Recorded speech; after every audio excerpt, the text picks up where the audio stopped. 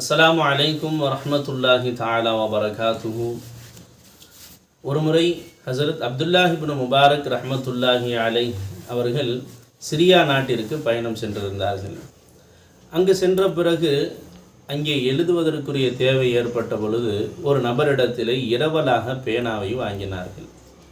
வாங்கி அந்த தேவை முடிந்த பிறகு எஜமானவர்கள் ஊரை விட்டும் கிளம்பிவிட்டார்கள்.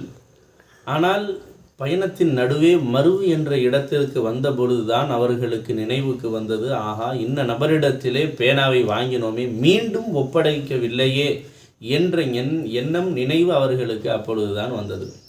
உடனே எஜமானவர்கள் அந்த பயணத்தை தொடராமல் அப்படியே அதை நிறுத்திவிட்டு மீண்டும் சிரியாவிற்கே பயணம் செய்து வந்தார்கள்.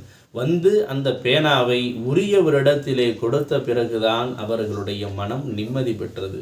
அவர்களுக்கு மனதிலே ஒரு சந்தோஷம் ஏற்பட்டது. மனதில் இருந்த கவலைகள் எல்லாம் நீங்கியது.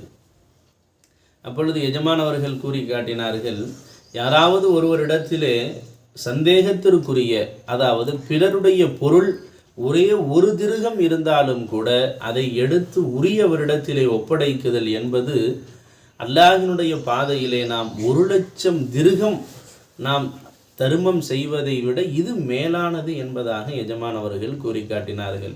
அல்லாஹு தாலா நமது வாழ்வையும் இப்படியாப்பட்ட பரிசுத்தமான வாழ்வாக அல்லாஹ் ஆக்கி அருள் புரிவானாக. ஆமீன். வாஹிர் தஅவானா அனில் ஹம்துலில்லாஹி ரப்பில் ஆலமீன். அஸ்ஸலாமு அலைக்கும் வரஹ்மத்துல்லாஹி வபரகாத்துஹு.